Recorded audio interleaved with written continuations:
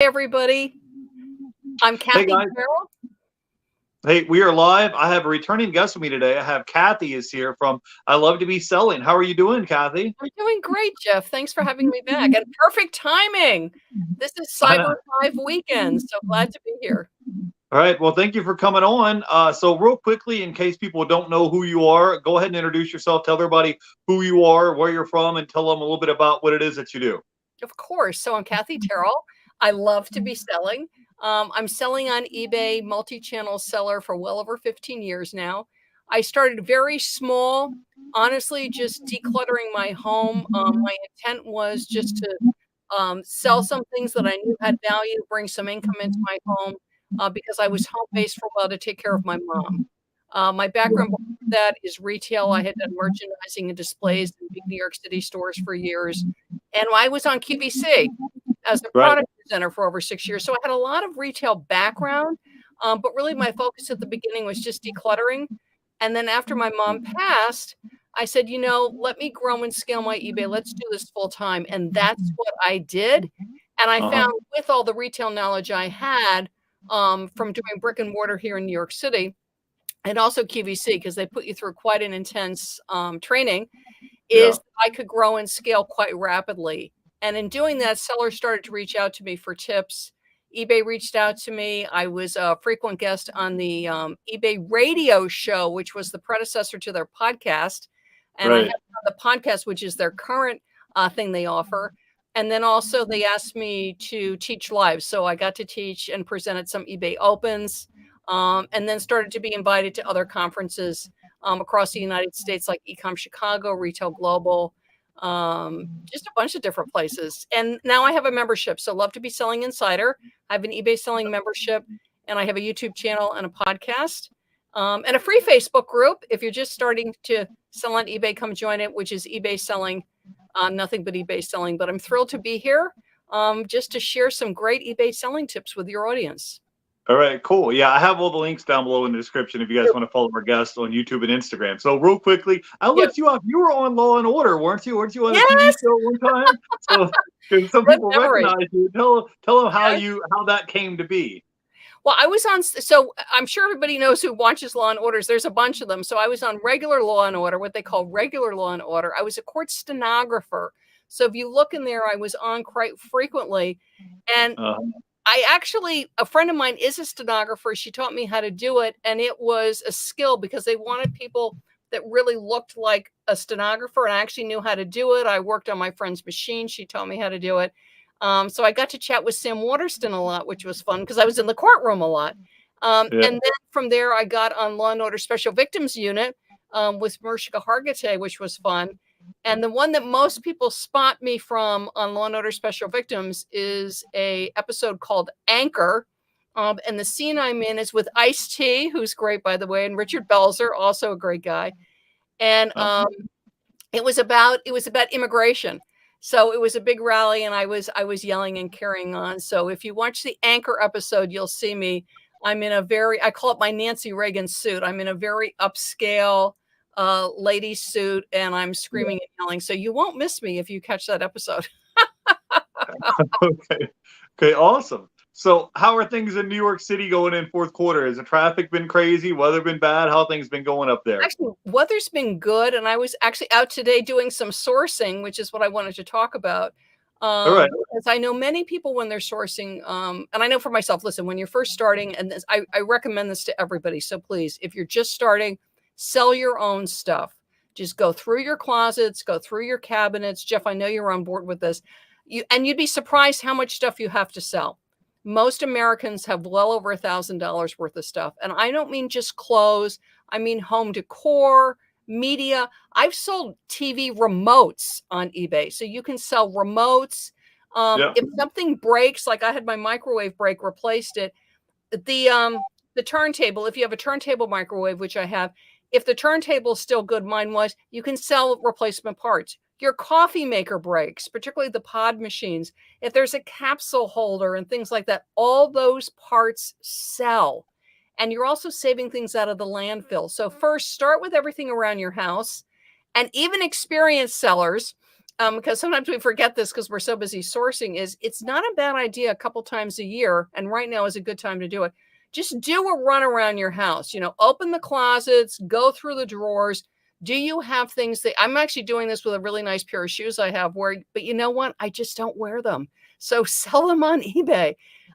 Once you've gotten good at that, so you're used to listing, you're used to shipping, you're used to the eBay system, then you're going to start sourcing. And a lot of people start with thrift stores.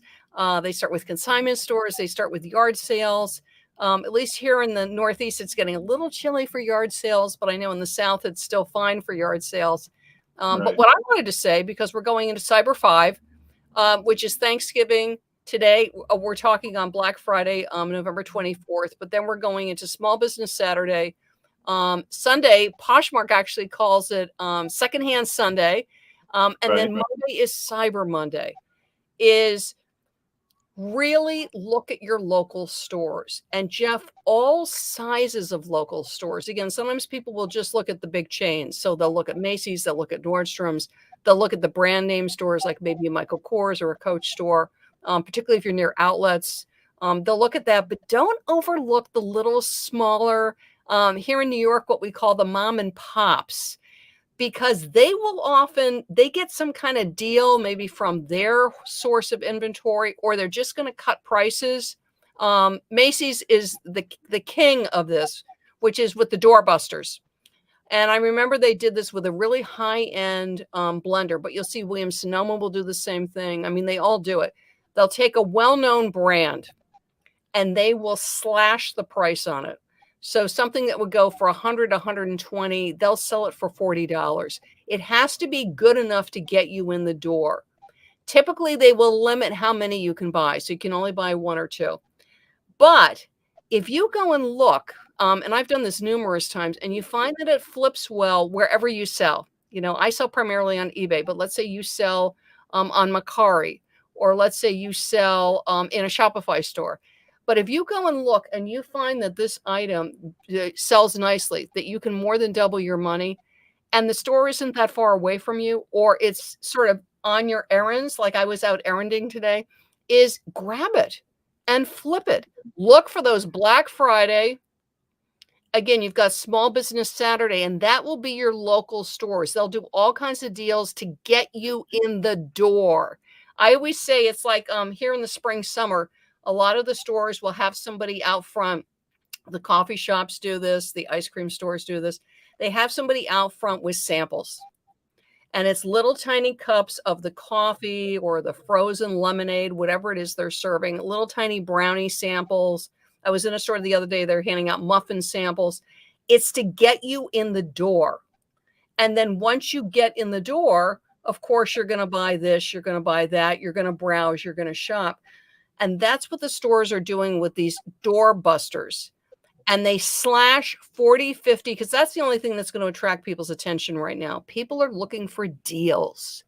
So you look for the deals too. Look, is it a great deal? Is it something? And all you got to do is do advanced search on eBay. And if your people don't know this, everybody has Terrill now, which is eBay's research tool. It used to be by subscription. eBay now gives it to it for everybody, gets it for free. And the data now goes back 3 years, which is really good. It used to be like a couple of months and then it was a year. Now it's 3 years. It's under the research tab on Seller Hub. Everybody has it. You don't have to have an eBay store to have Terrill. So you can even look at the item. Let's say it's a collectible Christmas ornament or a collectible toy or a collectible puzzle of some kind. And you get a great deal on it because of Black Friday, because of Small Business Saturday, because of Cyber Monday. And you find actually right now the price is a little soft, but typically in the fall, I was actually checking something for a client. And what we found out was October was the time that this item really rocked. So if you can you afford to sit on it that long, or just take the price that's the going price now? Or, for instance, like a lot of home and garden stuff, that really rocks like in March and April. Is this an item that would be a good Mother's Day item or a good Father's Day item or a good Valentine's Day item? Because that's just around the corner. Then maybe you sit on it for a couple of months because you're going to make more money. But keep an eye out because the stores are going to really slash prices to get people in. And then you can do it to source. And some, and Jeff and I were talking about this, some of it's even on the internet. You don't even have to walk into the store. It's like you can go on Macy's website, Walmart's website, whatever the big brick and mortars are that you like to look at. But they all have websites. And a lot of times they will offer a deal on the website that they may not offer in the store because they can fulfill it with their warehouse, Jeff. They don't have to pay that employee to go and get it for you, bring it out, ring it up. And so you can sometimes get a better deal. I had a friend that used to do this with Walmart all the time. And he would go on and get these killer deals on Walmart, have them ship it. And we all know the shipping is so fast now. You'll have it within 3 to 4 days for most. And some of them you can even do pickup. So you order it, if you prefer that because you want to go get it today or tomorrow, and go and pick it up. And you just did sourcing. You just bought a couple $100 or $500 or $600. He would buy thousands of dollars of stuff, buy it, and he flipped it. Right. Because he did his research and he saw what the price was. And the other thing is, especially if it's a store like Walmart or a Macy's, is you keep it to yourself because you love your friends, but you don't want them running out and being your competition. And he went and he was killing it with doing these deals from Walmart.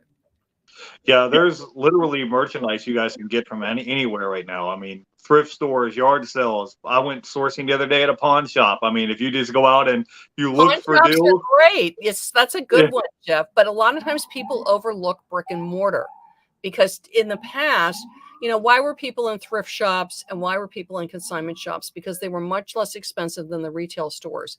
And oftentimes they will be. And yes, it's keeping things out of the landfill, which is also good. But the other thing is, particularly when you're going into a big holiday shopping season right now, is the stores want to get you in the store or on their website. That's what I'm saying. Don't overlook the websites because oftentimes, a couple of times, you'll get a better deal on the website than you will in the store because it's easier for them to fulfill off the website than it is in the store. So they'll be very glad to do it that way. But don't overlook it because you can get some great deals and you're not having to go out the door. Actually, and it's barcoded and everything, so it's a lot easier to do the research. And you just got yourself, you just got the ability to double your money and order inventory just sitting on your couch. Yeah. So do you have any other advice or suggestion to help people going into Q4 to help them make more sales than normally would? I know you're full of tips and advice. Off the top of your head, do you have any advice you could give to our sellers to help them out? Of course, Jeff. So the big thing with Q4 is, and this is going to depend on what you sell. And I realize a lot of sellers are what we call soup to nuts sellers, right? I'm raising my hand. I know many of us do, which is, Kathy, I sell whatever I can make money on. It's like, I totally can relate to that. But you've also got to think like a buyer, which is think what people are looking for right now. Because what you're looking for with Q4 is I want to get sales right now. So very much like the big retailers where they're doing these crazy markdowns to get you in the store. Think about what kind of things would people be shopping for. Obviously toys, but also electronics, but with clothes. Remember, a lot of people go on cruises in December and January, to get out of the chill. And think about big brand names. So things like Disney is a big brand name. Lego is a big brand name. But you look at the puzzles, you look at the games, it's Parker Brothers. Can you source anything, or do you have unlisted inventory that has a big brand name on it? You have a Disney shirt. You have unlisted Legos that you could get up. You have, I'm trying to think of stuff with ladies' clothing, but let's say it's Johnny Wasp, which is a big brand, okay? The Anthropology brands are big brands. They're highly searched. And the reason, if you only even have one piece of that, you only have one Disney thing to list, you only have one Parker Brothers game, the really popular plushies like Paw Patrol, Nickelodeon, those are really heavily searched keywords. People are on eBay searching Disney shirt, Disney hoodie, the North Face, Patagonia. Think about the brands that people are searching for and the styles that people are searching for. Hoodies are huge. They're huge, huge, huge. All brand of hoodies are huge. They're also great for traveling. A lot of people are traveling right now because people love to pull down the hoods over their eyes to sleep when they're on the planes. So do you have a brand name hoodie that you could get listed? North Face, Patagonia. And the reason you're doing that, one, obviously, yes, I want to get the sale, but because it's a searched term, Patagonia hoodie, the North Face hoodie, puffer jackets, North Face puffer jacket, the game, the plush, the backpack. And the reason to get it up now is it's a search term now. And by getting that listing up, is it will help attract shoppers for your other items. Okay, so they come in on the Disney plush, the Disney t-shirt or whatever. And because you have a wonderful eBay store or because you have other wonderful listings, is they'll go, oh, look at Jeff's Steve Madden shoes. Look at Jeff's Reebok other hoodie, right? So that one item, and again, remember, like with the retail, why are they handing out the little samples of frozen yogurt and the coffees and the brownies? Why are they doing the doorbuster for the blender that's normally $120 for $40? It's to get you in the store, shopping, looking, browsing. You can do something similar of making sure any big name things that you've got, you can get your hands on, getting it listed. And if it is listed, you're like, Kathy, I have a North Face hoodie up and it's not getting a lot of traction. Then go and look at your listing. Make sure you've got your really best keywords at the front of your listing. So like if it's the North Face, you want the North Face at the front of your listing, not at the end of the listing, on the title. I'm sorry, the title is get that big brand, the Michael Kors, the North Face, whatever it is, at the front, Disney. And then what it is, again, a lot of times, because I'll see people like Disney, and then they'll, have a bunch of things like maybe the size or the color, which is great, but it's a Disney hoodie, Disney t-shirt, Disney plush. Yes, you could do Disney Mickey Mouse plush because Mickey's also a huge search term, but make sure you have your most, what I call juicy keywords at the front, because what search does is it ranks it. And your most important keyword should be at the front of your title. Not, it makes sense, at the front, not at the back, because it's that whole thing of getting the attention, getting the emphasis, is letting them know what it is. But those big keywords will really help get, because again, they'll come in on it. Again, think the retail. Why is Macy's? Why is Nordstrom? Why are they doing this? Yes, they want to sell. Yes, they want to make money. But it gets people in their store. And you can even do it with individual listings because it will get people looking at your listings. And then if you've got a really nice hoodie or a pair of sneakers or great puzzle or plushie or tent, people camp at this time of year too. So you've got your campers looking for stuff.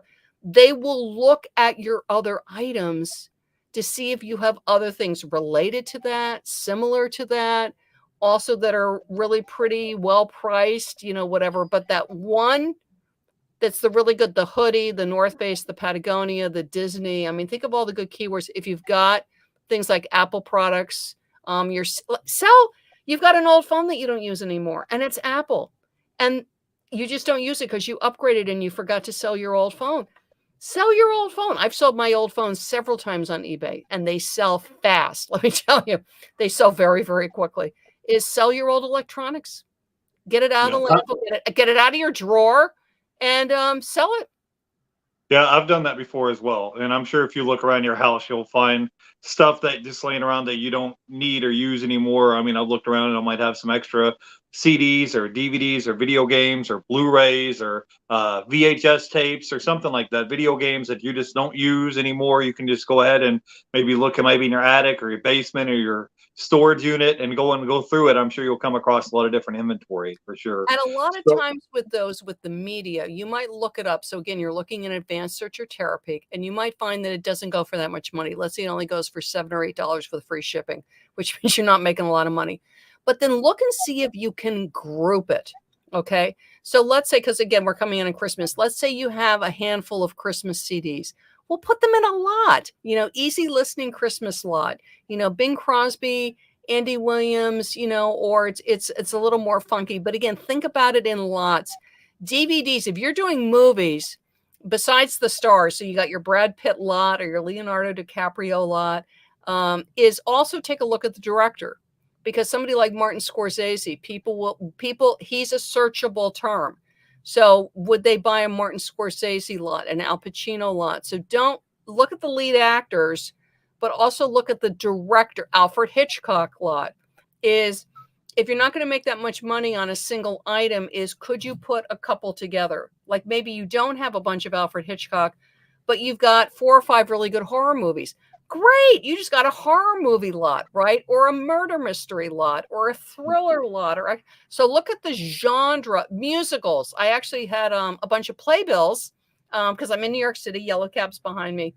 And the playbills were all musicals, if I remember correctly, from the 60s.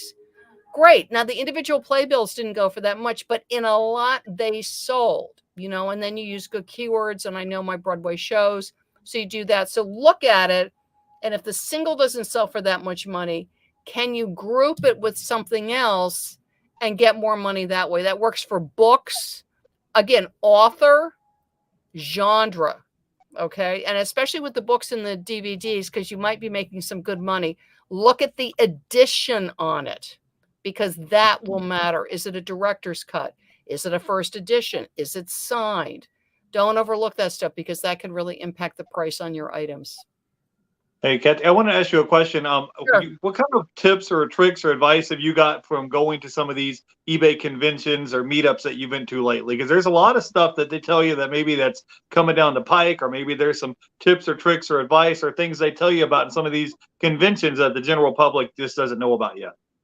Well, the big thing that I've been hearing recently, and this was at the seller, I forget what they call them. I believe it's seller get-togethers, they do it quarterly, is eBay's really been focusing on the social share tool, which we've always had the ability to share our items. You can do it from the app. You'll see it after you list. It'll say, do you want to share it? And you tap and you share.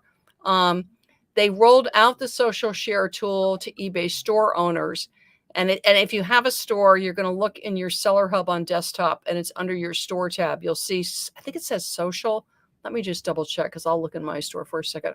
And my best understanding is it is now rolling out to everybody, and you're going to have it's under store. Yes, they call it social. So if you look under your store tab on your store, you'll see social. Is even if you haven't done a lot of social media, I encourage you to start playing around with it, especially with the social tool that eBay's giving you, because it really makes it easy. And the reason for that is that it helps to drive traffic.